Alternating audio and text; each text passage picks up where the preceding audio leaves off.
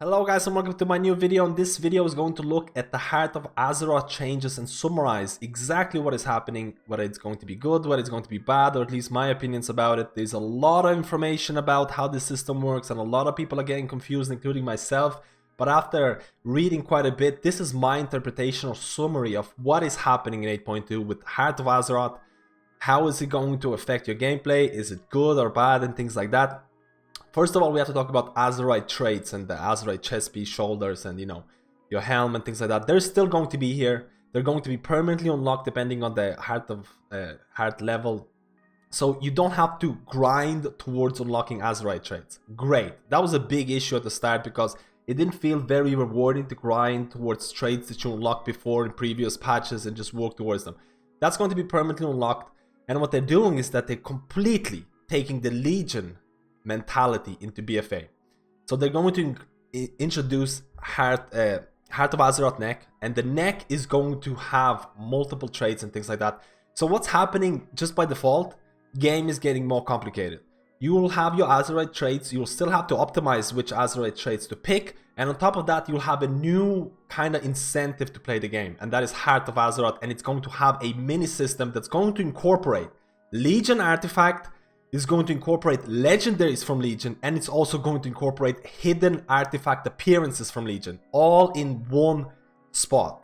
So they're taking everything that kinda worked in Legion and putting it in one place. So straight away, you have Azerite and you have Neck, which is going to be a pushing incentive to play. So first of all, let's look at the basic understanding of what it's going to be. So if you look at the picture, here, you'll see that you have multiple, these are essences. These things are essences, you can see them on the right side. You can see that you can put the same essence in the middle, in this golden circle. You can see it's been used Focus Iris, and you can see you can put on other, this is 55 and this is 65. So your heart neck level is going to be like 70, and they're going to be unlocked at 55 and 65. And this is going to be, from what I've heard, is going to be unlocked initially. This is called major essence, and these are minor essences.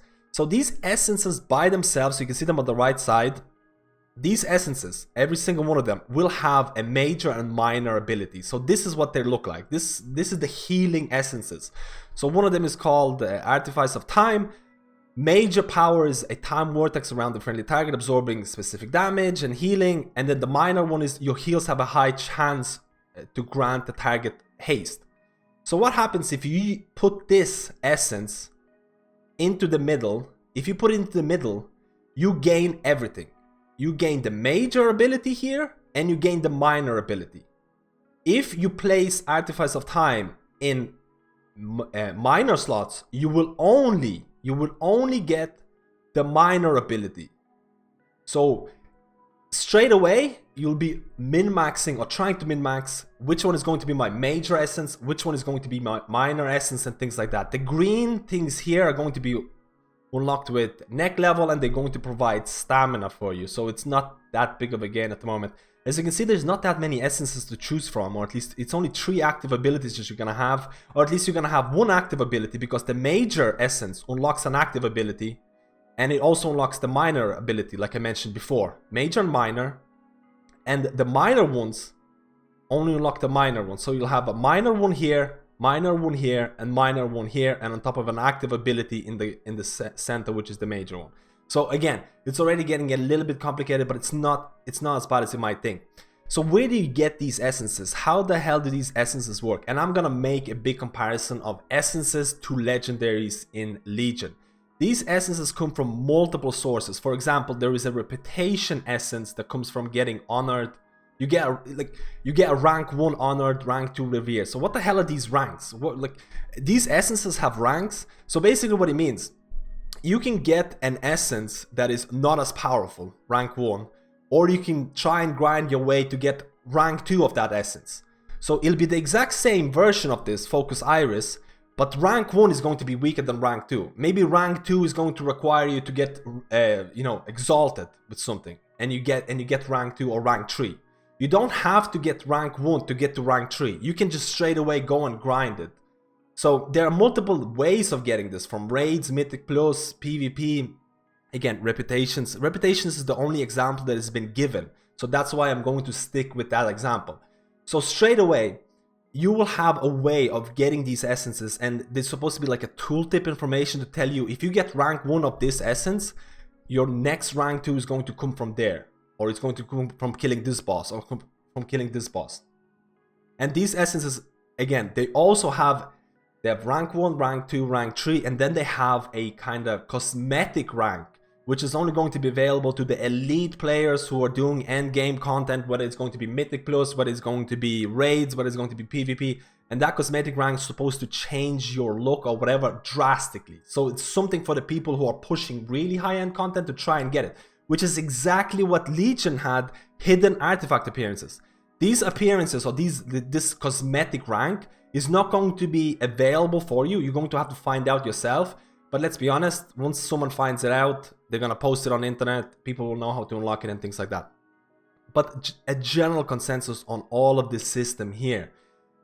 Essences are basically legendaries, in my opinion, except you know how to get them. You know you have to grind this, you know you have to kill this boss, you know you have to get this ranking in PvP or whatever. And you're going to try and get rank 1, rank 2, you're going to try and get the highest rank, because the highest rank essences, aka legendaries, are going to be stronger than the lower rank. Makes sense. After you get those, you will look at the effects that they have. You will look at the major power effect, you will look at the minor power effect, and then you'll kind of decide to yourself, do I want to use this essence in my major slot, which is going to unlock it completely, which is going to give me an active ability and a passive ability, or do I want to use this essence in my minor slots, and the minor slots are only going to be like, you know, passive abilities, like your heals have a very high chance to implement the Seed of Enar in the target, causing 250 healing in 1 second. Or do I want to actually place this in my major slot and get everything unlocked? So min-maxing is coming into place. Right now there's only 3 abilities that you can choose from. Again, this is what the artifact weapon was like, except now you have a lot more choices. So again, a quick summary. Another quick summary. You have an artifact weapon, which is going to be your Heart of Azeroth. You have multiple legendaries to choose from, and you put those legendaries into slots. And then you get the active abilities from them. To get legendaries, you have to grind multiple different sources. The difference here, legendaries are not RNG. You know where to get these essences, or at least you will know how to get these essences. So you will grind towards that goal. You get it, you activate your major one, you try and get that 55, 65... neck level. Again, AP is still going to be here, so you still have to grind. So this has been my summary of what's going on. In my honest opinion, I think this is pretty good. It's making the game more complicated, which for me is fun.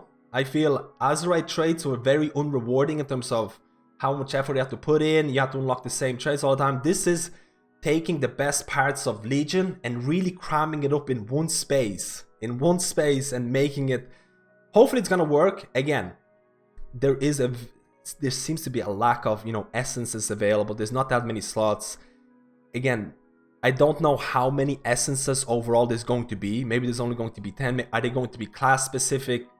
It seems like some of them will be role specific. Are they going to be essences made specifically to rest of Druid? I'm not sure. It feels at the moment it's all about damage ones, healing ones, and, you know, DPS ones. You don't have class specific ones, but who knows? Blizzard has actually said that this system can be built up and there'll be more essences added and things like that. Hopefully this video has provided some insight into how these things might work. Please let me know how you feel about this system, whether you think it's good or bad. Like I mentioned before, I think it's a step in the right direction. It's taking what worked in Legion and putting it in BfA. The grinding is still there. Don't get me wrong, MMO, I'm not a huge fan of AP grinding, but MMO games have to have AP grinding in order to push you to play. The goal here is, from Blizzard, is to push you to play. And these these essences are supposed to be really powerful, really powerful. So you will be forced to get those essences. You will be forced to min-max which major essence you're gonna use, which minor one you're gonna use, and things like that. Overall, it seems fun. Let me know how you feel about this video. Thank you for watching this little guide, and I'll see you in my next video.